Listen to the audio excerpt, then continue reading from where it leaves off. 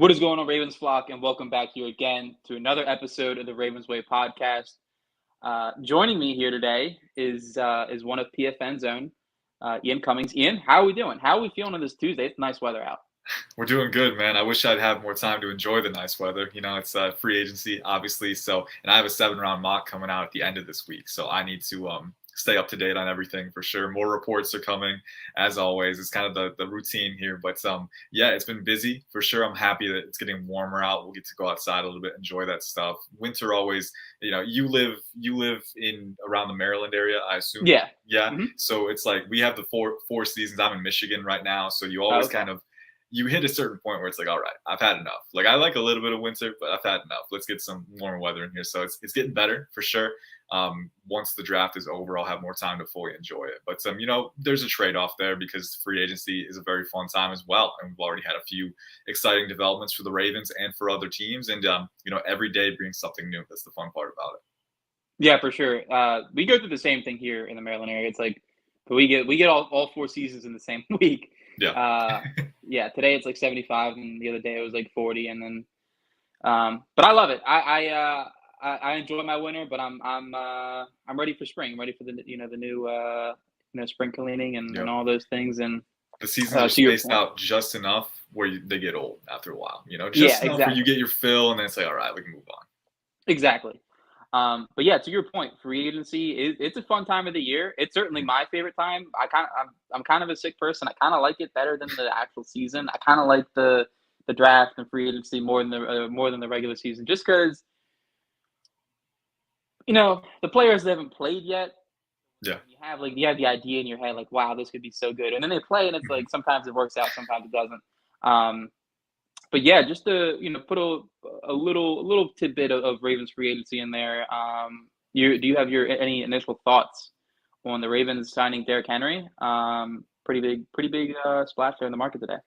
Yeah, I think it's a great value deal for them. I think it'll be a good scheme fit. Generally positive reviews. I think they got him for really good value relative to other guys, and I think you want to upgrade, you want to shore up the interior, right? Losing John Simpson at guard is going to hurt a little bit. He's a very good run blocker, but I think they can re-up, and I think they can get a guy who's at least comparable, right? Either in the draft or if they decide to go in free agency. So I don't think that's too big of an issue. I think Derrick Henry is, obviously the running ability speaks for itself, but I think they'll be able to design some really nice screen looks for him too. I think he can be a 2-phase weapon for you. And then, the Thunder and Lightning duo with Keaton Mitchell. Keaton Mitchell was actually a top 100 guy on my board last year. So I was surprised he went undrafted, but when he was healthy, really gave a nice spark to that offense. So I think him and Henry side by side is a really fun tandem. So I think generally only positive reviews from me on that front. Yeah, for sure. And Keaton Mitchell definitely provided a spark to our offense. I will say, I am curious what the outcome would have been if he was healthy in the championship game. I don't know if it would have been different. We probably still would have ran the football the same amount of times, but those 3 times where he got the football, it may have been special. But yeah, to your point, it is an incredible duo that we have, kind of trio almost now with Lamar Jackson and Keaton Mitchell and Derrick Henry. Of course, Keaton Mitchell's going to miss a little bit of next season because of the injury, and it's almost a little bit of Madden. Something I've always I've been pretty somewhat lenient on the positional value aspect of football because it's been changing so much recently. Now it's kind of back to into your offensive linemen are getting paid a lot, safeties are getting paid, linebackers are getting paid, and the importance of running the football and being able to break the too high shell is you need somebody that can really run the football between the tackles. And so having Derrick Henry, who's one of the best in this last decade of doing that, it feels good. It definitely feels good. And we'll see what the Ravens do from here on out. Yeah, I think there's a lot of opportunity for them too, because you have a roster. Yeah, defensively, I'm a little worried about the turnover, the personnel and the coaching, right? We'll have to see how the pieces settle. But Zach Orr was with them as a linebackers coach for a couple of years. So you'd like to think that there is going to be some flow over, right? He can carry on some characteristics of the Mike Macdonald scheme. They don't have to have too much of a facelift there. It's just, getting the personnel to keep the engine flowing, keep the engine churning. I think that'll be the biggest thing for them. But offensively, I think you have a really nice opportunity here. The offensive line, for the most part, is staying centered. I think Kevin Zeitler I don't know what's going on with him yet. If he's still free agent, is he still free agent? Correct. Yeah. Yeah, so you're looking at 2 guards that you got to add for sure, and I think Ronnie Stanley, medicals will be a question for him. Morgan Moses, long-term question marks too. So long-term offensive line, some question marks there, but I do think this is the perfect OL class to have an opportunity to kind of re-up on guys. And then you got Zay Flowers, who was incredible as a rookie, right? You got Rashad Bateman, who they're very bullish on, and I think he can continue to grow with another year. You add another weapon, right?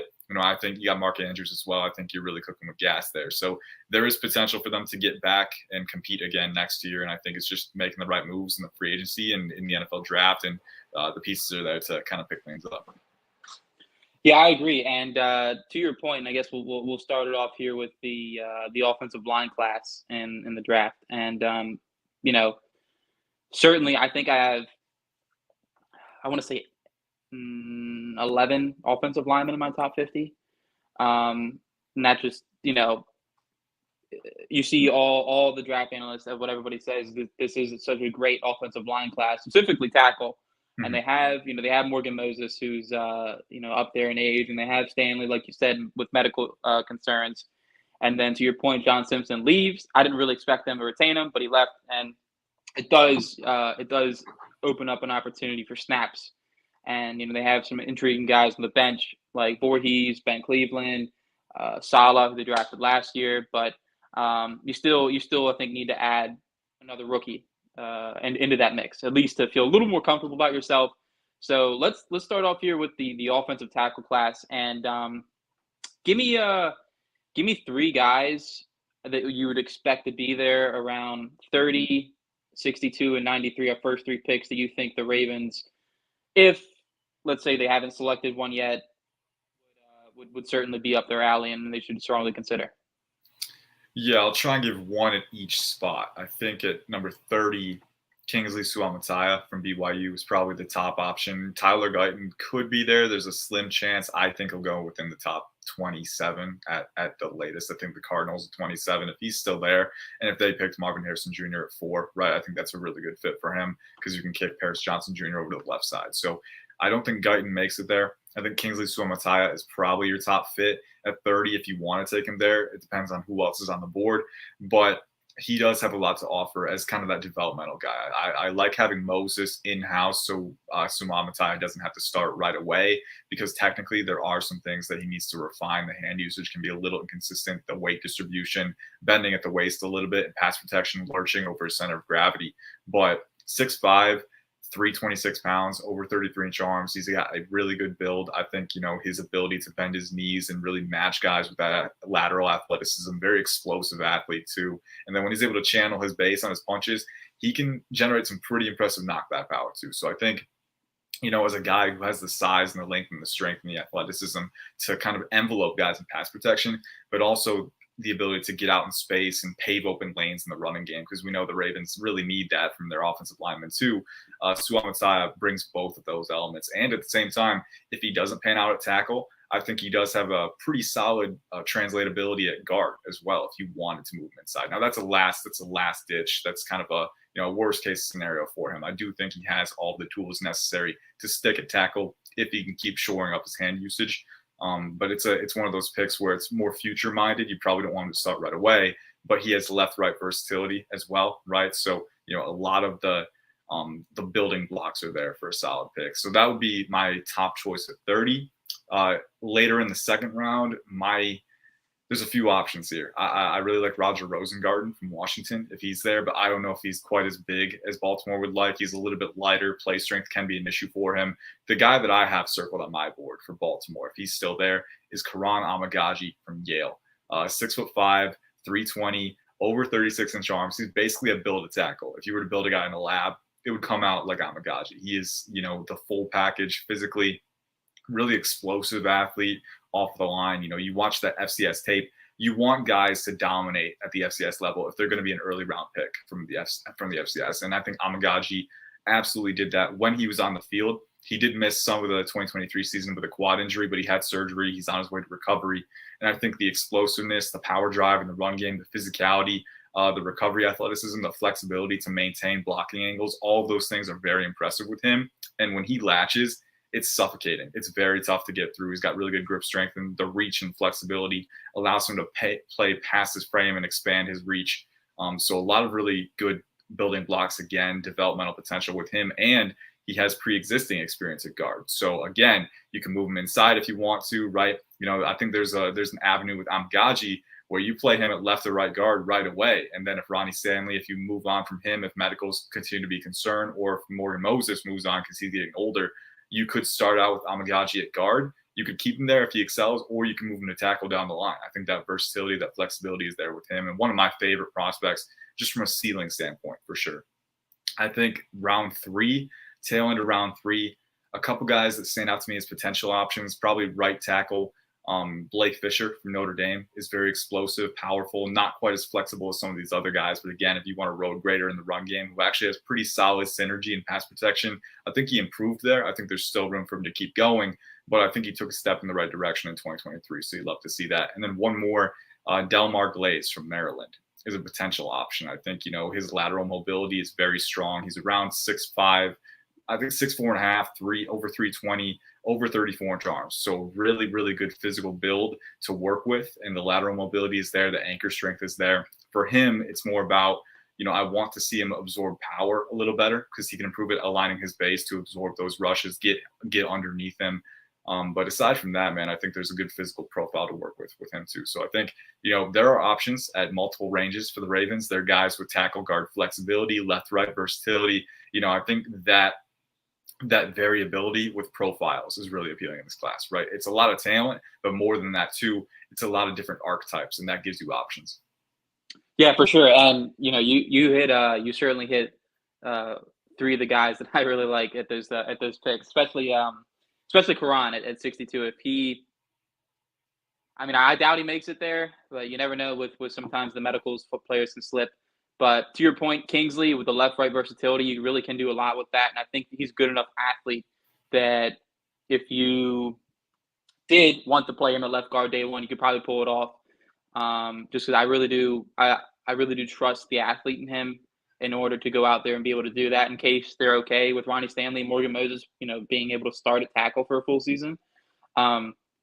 With Karan, same thing. I trust the athlete and the pass protector. He's like out of all the guys, and of course, like there's the top guys, but like once you get into that like second range of tackles outside of like the top 15, top 20, he's to me at least the most refined pass protector out of that second kind of tier.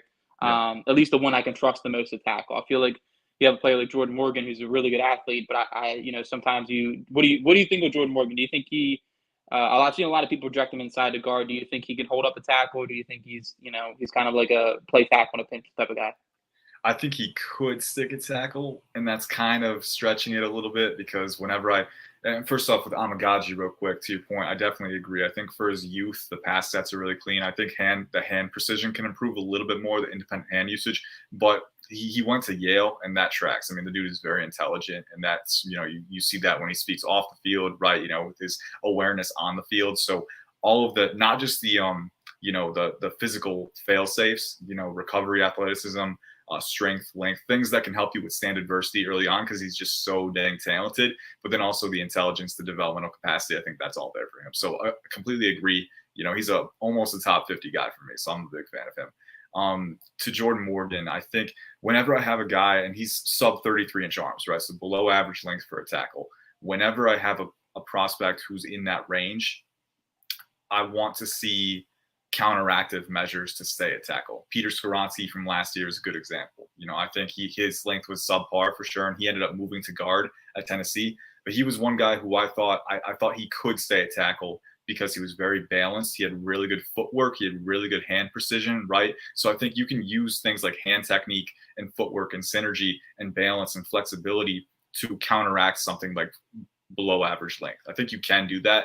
I don't think Jordan Morgan is quite at that level technically right now. I think he does have good footwork. I think he's a very good lateral athlete. Again, really good knee bend and leverage acquisition, but the hand precision can be a little hot and cold. He'll keep his torso a little too wide against power sometimes, and then he can get off his skates and lose balance. So I think for him, there's still room for him to keep growing there, and I'm not sure I want to see him hit the ground running a tackle because I do think power rushes would be able to take advantage at the NFL level. So for me personally, I do think there's an argument to make to keep him a tackle or develop him a tackle, but I think there's an easier path to success at guard for him. So I would move him to guard, but I can see arguments for keeping him a tackle. For sure, yeah. And I think, the name that keeps popping in my head, at least in terms of a prospect that I want to tackle, would be someone like Tyler Smith that the Cowboys got, who you saw at Tulsa. You saw the power profile, you saw the good athlete, and then you kind of they trusted those traits. And Tyler Smith's problem at Tulsa was hand usage, and it got corrected because they slid him inside the guard, and they have a good offensive line program over there in Dallas. So that's kind of like the level of prospect that I really am looking for, is somebody who can, if Ronnie Stanley is healthy and he is our left tackle, they can slide inside the guard. And of course, he won't be there at 30 anymore. But Troy Fautanu from Washington was like the guy for the past 2.5 months. I'm like, if he's there at 30, run the pickup. But then he went out there in the combine. I'm like, all right, he's not going to be there at 30. And he's a guy you go back to the tape and you watch him over and over again. And the more that thought sticks in your head, like, is there anything really preventing this guy from succeeding? Come on. I mean, he's 6'4", 317, 34-inch arms, really explosive, flexible athlete, really good recovery athleticism, really good hand usage as well. In the power to finish reps too. I don't think there's really anything precluding him from playing tackle, but then also playing tackle at a high level, right? So, the more you watch his tape, the more it's like, yeah, I'm a little too low on this guy. And I think I'm going to move him up a couple spots before the end of the cycle too, because the more I come back to it, he's just a really solid player. If by chance he is there at 30, I think you run that card up. I think you run it in because he's a high level tackle on day one. For sure, yeah. He finished out my top 20. I think at the start of the process, he was in my mid 30s, and I just kept going back he's just such an explosive athlete, and sure, he's not 6'5", he's 6'4", but the arm length he has, the way he deploys it, the way he's very powerful as a football player, and not just powerful as a brute, but he's also very refined as a technician as well sometimes. So yeah. Yeah. And I think for tackles too, being 6'4" instead of 6'5" is not a bad thing. I think for me, it's always usually height and length have a positive correlation. If you're 6'6", 6'7", odds are you're going to be a longer guy than the guy who's 6'3" or 6'4", right? But some guys are built like that. Like David Bakhtiari was one. He was only 6'4" and he had 34-inch arms, right? Troy Fautanu, only 6'3" and 3/4", and he's got 34.5-inch arms, right? So, I think that's the sweet spot. When you have that level of natural leverage, easier to manage your pad level, and you can get inside guys' frames easier. That's the sweet spot, man. So that's even better when you have that kind of combination. So that's another thing that makes me really high on Fautanu. Absolutely. So switching here to the guard spot, and I do not expect us to take one at 30, but maybe here in the 62, kind of just the late day two, early day 3 range. Give me four. I'd say four guard prospects. We talked about earlier. John Simpson's leaving. Zeitler is most likely also leaving. Give me four guard prospects that you think would be reasonable to take in that range.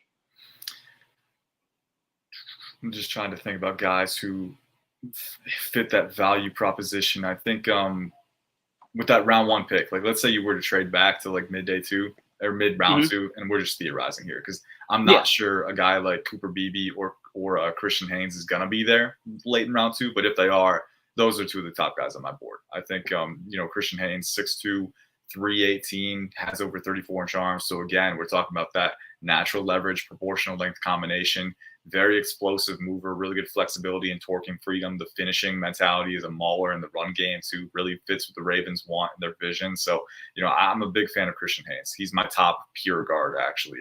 Graham Barton is my top IOL. I got Jackson Powers Johnson is my top IOL.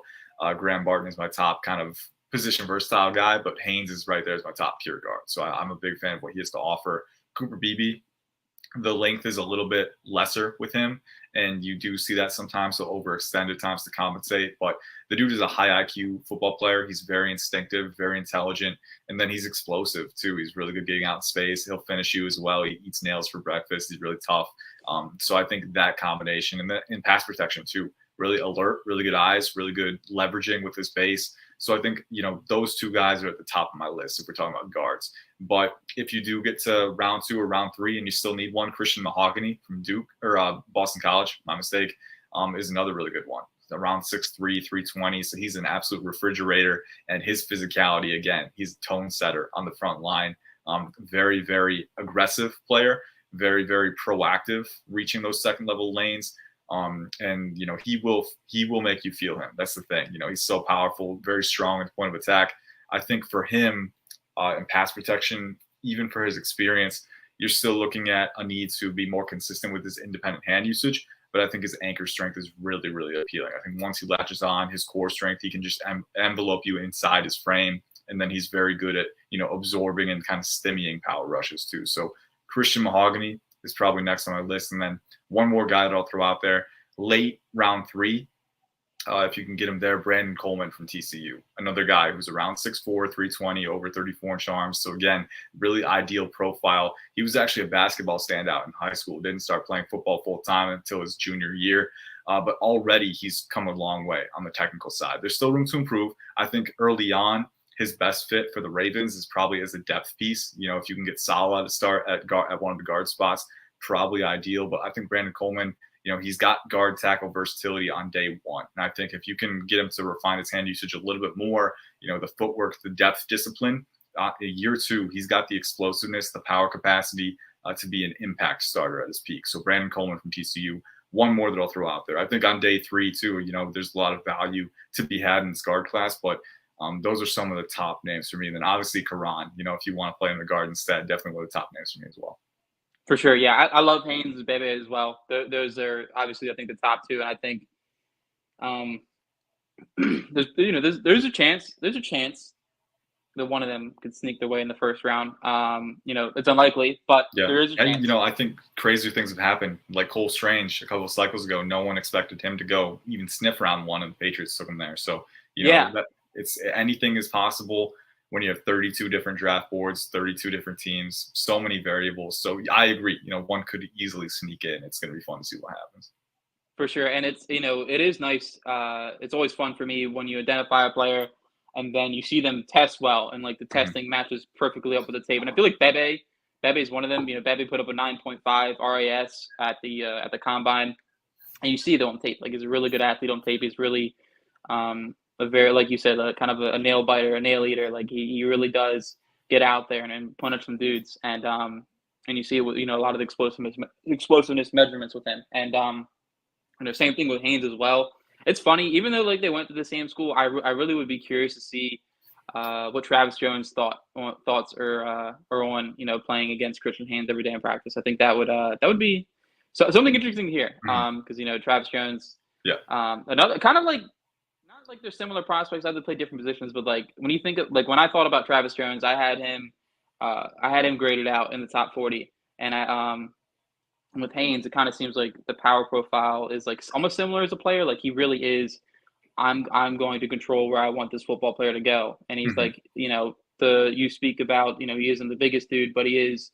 One thing that I really like about offensive linemen is like a lot of guys can create leverage and understand leverage, and the way he creates leverage is he already has natural leverage because he isn't the biggest dude on the planet. And the way he uses it to really space guys out and get them out of the play, I think is very impressive. And then I did want to ask your thoughts on Mason McCormick. Do you have any preliminary thoughts on him? Because I know he graded out as like the top 10 guard of all time. So I had to at least test it out, RAS. The RAS is really good. I will be honest, I still have to watch him in depth. I was going to do that tonight or tomorrow before I, get to that point in my mock draft. But from what I've seen, I think, definitely an appealing player. I think at the Shrine Bowl, one-on-one's just dominating with, again, that anchor strength, the violent hands, really, really good at replacing his hands and getting inside his opponent's frame. Really good leverage, really good weight distribution, center of gravity as a blocker. And then I think the athleticism kind of sealed the deal for me because he didn't cut any weight. He's still up there in that, 320 range, and he's out there testing like that. You love to see that. And the center guard versatility is there. I think that's going to be very appealing for teams too. So the way I see it, the way I feel right now is that he probably will go in the top 100 at some point. But I need to get a valuation on him. So I was going to do that tonight. I've got a couple guys that I want to get to, and he's absolutely one of them. Cool, cool. Um, yeah, just to round out the offensive line here, and then we'll flip to the wide receiver. I think the last thing I'll toss out there that I'm certainly interested in is a day three tackle is Javon Foster from Missouri. Um, Also, I wanted to give like a small shout out to Missouri. What a ridiculous like football! Like they have so many good football Mhm. players coming out this year in the draft, And especially they the got so defensive many side. next year too. Yeah, They're still going. and we'll get to it once we flip to the defensive side. But man, it just every time I watch them, they were just like it is a lot of good football players. But Javon Foster was another one. He's kind of a another 6'5", prototypical size tackle, good athlete, and sometimes there's a little bit of question with hand placement. But I think at least something that I've identified is a lot of times you can really I think you can fix hand placement. Um, it was just like Tyler Smith. Like I keep going back to him as like my golden shrine of like you can fix hand placement. Mhm. Because there was like the sentiment before him at least was like hand placement was hard to fix, and sometimes guys are uncoachable to fix hand placement. But I feel like if you're a good athlete, you can really bring the best out of them. And then Foster's another guy who I think is a really good athlete, and I think some of the hand placement. Do you have any thoughts on Foster at all from Missouri? Oh, yeah, for sure. I think day three, I think he's the perfect kind of tackle for Baltimore to consider because I think Baltimore, they've kind of proven they can develop guys too. So I think for Foster, very explosive athlete in the run game. I think that's what shows up. I think the biggest thing for him, the biggest question mark I have is the flexibility in pass protection. I don't think he's a liability by any stretch, but there are times when speed rushers will be able to get under him and he doesn't quite have the bend to recover ground, right? So, I think that's the bigger Sure. question I have for him. And, when you don't have that elite flexibility, your margin for error with your hand usage is a little bit slimmer, right? I think, going back to 2022 against Felix Anudike Uzama, who ended up going round one to the Chiefs, that was something that showed up where Uzama was a guy who could get lower than him, win with his hands, and Foster struggled a little bit because Foster is really at his peak when he's able to anchor you, right? Use that length and that strength. And when he needs to do more than that, that's when the volatility starts to seep in a little bit. But I think as a guy who can get out on the move, displace guys in the run game, and anchor and pass protection, I think there are a lot of quality tools to bank on day three. I think day three is where I would reserve for him. I wouldn't take him in the top 100 quite yet. But I think if you're Baltimore and you haven't addressed that position yet, I think the perfect guy to take, one of the top options in day three for me. For sure, for sure. And flipping here now to the wide receiver position, it seems like we need one every year, but I feel like a Mhm. lot of teams do. And this is certainly a class to grab one, especially. I mean, you have so many good skill sets, so many ways you can go, and we'll stick to the same thing. Pick 30. It is tough because you got you have these guys like a Donnie Mitchell who are probably not going to be there anymore. They were there about 2 weeks ago, and then they go to the combine, they blow it up, and who knows? They still could be there. To your point, you said earlier, anything happens with the combine. But what are your thoughts? Pick 30, pick 62, pick 93, and maybe one day three guy that you think would certainly be up our alley for a receiver. Mhm. Pick 30 top options for me personally. First off, Xavier Worthy, right? I mean, 4.21 speed, you can end it there, but I won't end it there because I think he does bring so much more than that.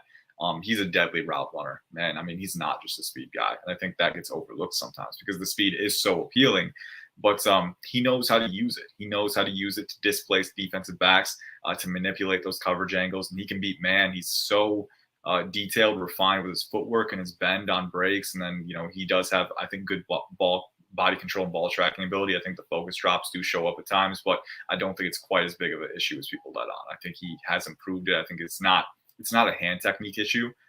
Like with Quentin Johnson last year, his hand technique was pretty rough, and you Yeah, saw how that it was impacted bad. his ability to translate. Yeah, I think with Xavier Worthy, he's got very good hand technique. He's not too wide. It's just focus drops, right? So I think just get some work with the jugs machine. Hopefully you can, refine that and cut down on those missed opportunities. But I love what he can do with his speed for the offense. You mentioned beating two high shells. I think having Xavier Worthy and Zay Flowers in the same offense, that really puts defenses in a bind because you got to leave two guys out there or you're going to get burnt by somebody, right? And so you look at that, keeping those two guys out there, you can scheme worthy touches in the short range. If you're Todd Monken, you can give him design touches on sweeps, on screens, on jet motions.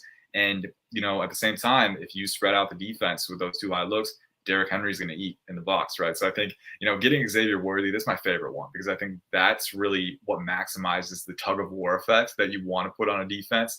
So I love that one. Kind of a light version of that is Troy Franklin. I wouldn't take him at 30. I think that's a little too rich for him. But I do think if you're talking about speed, design touches, versatility between X and Z, I think, and movement Z and Y, I think, he's got that at least for you. So I wouldn't take him there. I'd probably, even if I would wait until round 2. And if he doesn't make it to that round 2 pick, I'm not sweating because I do think there are some issues there. But I kind of comp him to a Robbie Anderson, who played with the Panthers. At his peak, Robbie Anderson was a good player, right? But there are some limitations versus physicality, right? The hands can be a little more inconsistent, right? So I still think there's a lot of projection there. So Xavier Worthy, my top pick. Obviously, if A.D. Mitchell is there, you got to consider that too. Lad McConkey as well. Reuniting him with Monken would be very fun because, again, you're talking about versatility, really good route running chops, really good hands over the middle of the field, good vertical speed too. So Lad McConkey, if he's there, I honestly, like, if he's there in round 2, even better. But if you do take him at the tail end of round 1 with the way he tested, I wouldn't bat an eye because I know Monken knows how to use him and he'll have an impact right away. So those are my top options there. Round 2, one guy that stands out to me, and this is a guy that I actually have valued as the top 35 guy, but the consensus is a little lower on him.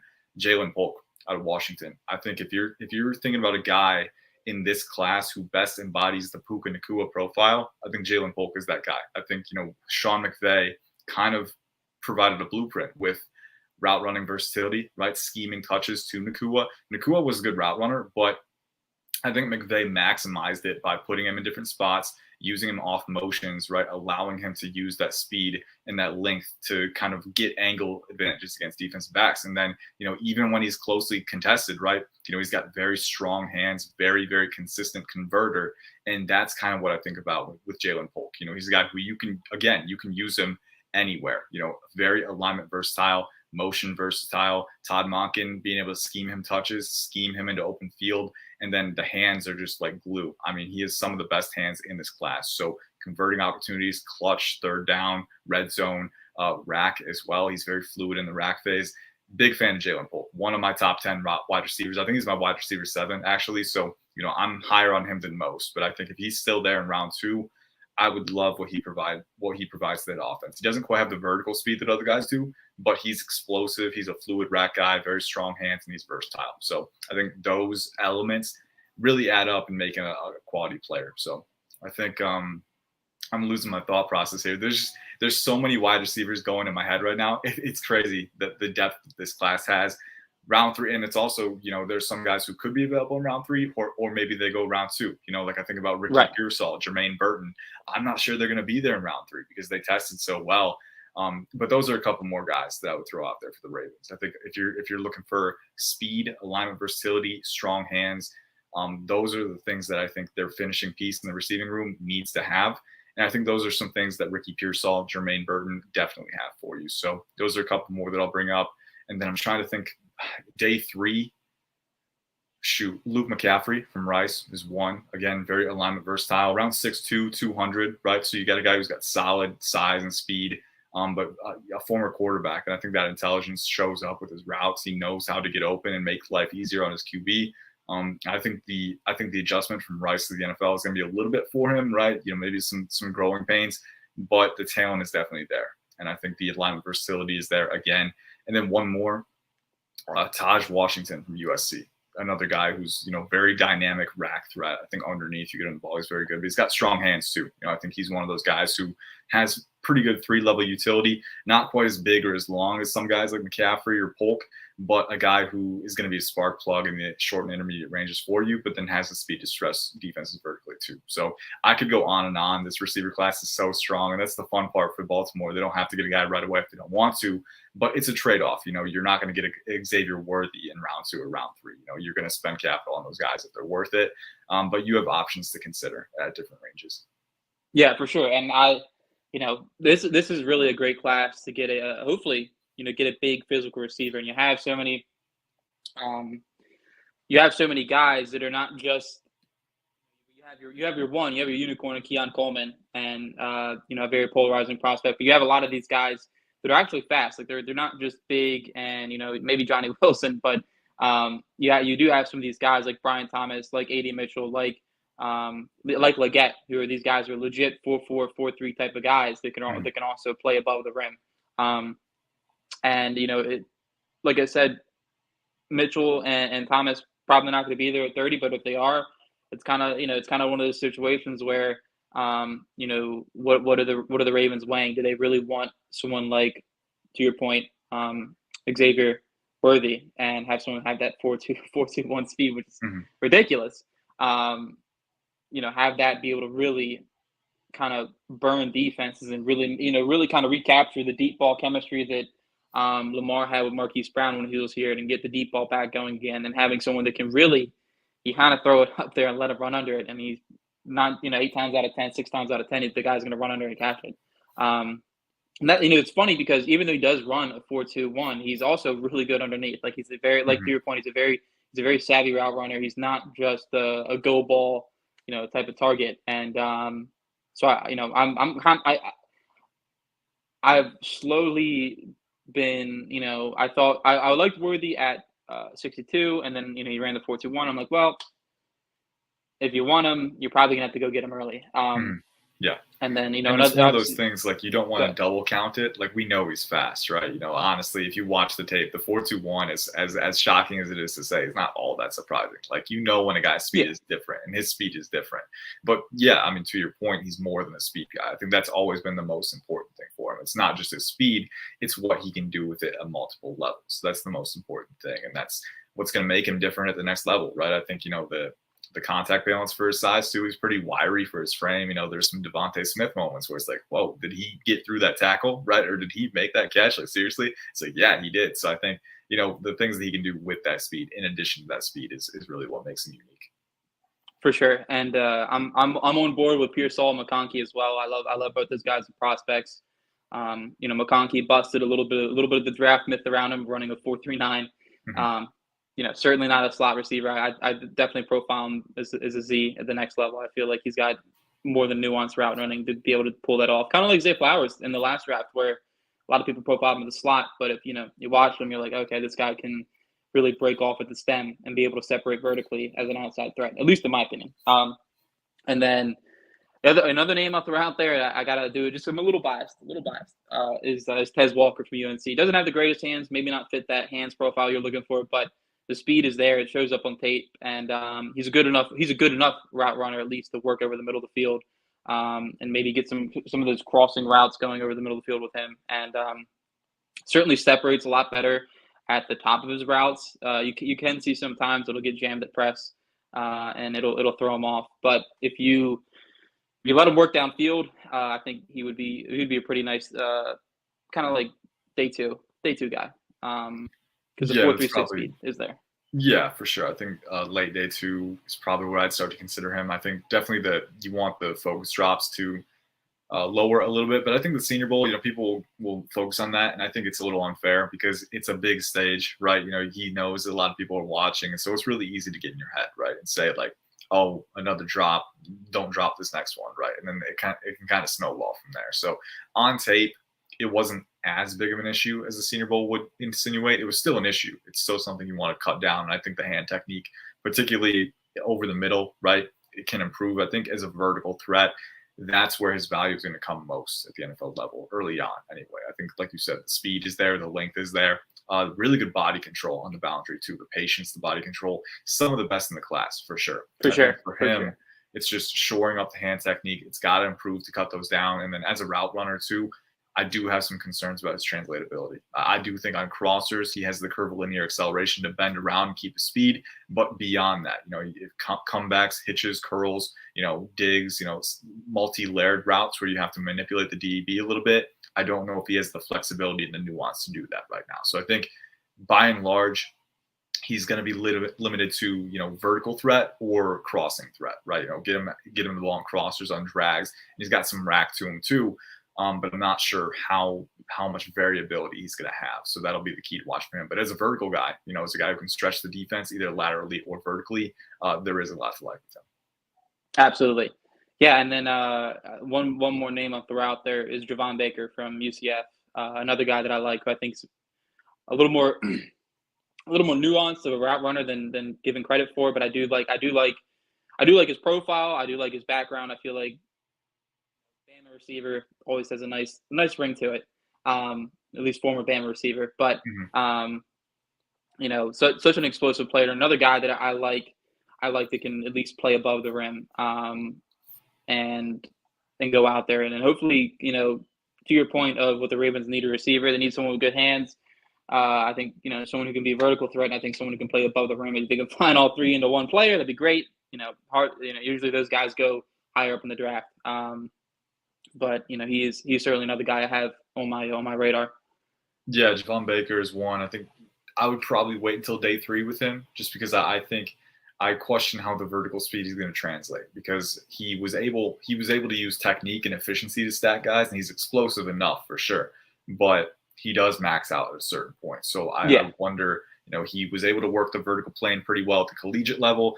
I don't know how translatable his speed is going to be against NFL athletes. I don't think it's going to be as easy for him to separate on that plane. So then you're going to have to rely on your contested catchability more, which good thing for him, right? He's got some of the best hands in the class too. yeah, So, again, I think I comp him to my comp for him is James Jones, who had some really nice years with the Green Bay Packers, some years where he was catching, 50, 60 balls and catching 8 to 10 touchdowns as well. So, really high TD percentage. I think Javon Baker can be a guy who's a solid route runner in the short and intermediate ranges, enough vertical speed to, at least work with guys one-on-one. But the biggest way that he wins is he's so authoritative at working past his frame, extending beyond his frame and snaring passes. I think that's where, he's going to make his money, his ability to go up and get it and, bring that pass down and really eliminate any contact threats. I think that's going to be his biggest thing, because he's not an elite vertical athlete. So he's going to need that to counteract. But I think he can do it. I think he's consistent enough in that phase for sure. absolutely. And wrapping up here, I think we'll save defense for another time. Are there any? Obviously, the Ravens went out there and made the big splash with Derrick Henry, but are there any uh, more likely day 3 running backs you think would certainly be up the Ravens' alley?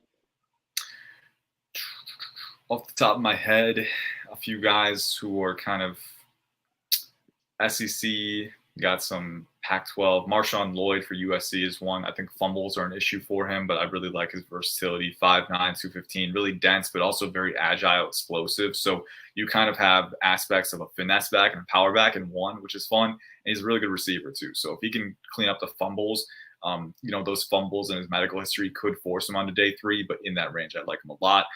Ray Davis from Kentucky is a good one, I think, on day 3. If you're looking for a rotational guy at the Senior Bowl, he had some really nice receiving reps. But, again, his value is, he's explosive. He's really dense, compact, physical, and he's a hard-charging, energetic runner, too. So I like that part of his game. And then a couple more for you. I think Dylan Lawby from New Hampshire is one I like a lot. I think for the Ravens in particular, you got Derrick Henry. He's going to take volume. He's a good receiving back for his size. Keaton Mitchell's got some receiving upside, too. But I think Dylan Lawby in particular can really help you work on different looks, right? Because he can actually split out in the slot. Like, he is that good as a receiver. He's very nuanced with his footwork. He's got really good stem work. He's very fluid, very explosive. But then also he's around 5'10", 210 pounds. So he's a pretty dense, compact guy too. If you need him to take reps out of the backfield and run for you, take the load off for Henry a little bit, he can absolutely do that. And then there's guys like Kamani Vidal from Troy. I like him a lot. There's guys like Blake Watson from Memphis, I'm a big fan of, is kind of that receiving utility back as well. Once you get into day 3, you do have a lot of options later on. I think if you need that depth, it's a very good. And then one more, Tyrone Tracy from Purdue. He tested very well. He had a very good Shrine Bowl week. I think his price is going to continue to increase. We were talking about him as a fringe draftable guy. He might go round 5, round 6. I think, once you get into early to mid day 3, teams that have extra picks in that range are going to say, hey, we need a really good utility back, and Tyrone Tracy is that, because he's a former wide receiver, but he's got solid size, really good athleticism. The biggest thing for him, that receiving background gives him some inbuilt versatility, and he's a very good pass blocker too. He's a very good pass blocker. You can trust him on third downs, protecting your QB, and that's a big thing for a rotational back. So I think for the Ravens, if you need a guy round 5, round 6, Tyrone Tracy Jr. from Purdue is another one that I'd circle. Yeah, he was he was the guy I was going to talk about.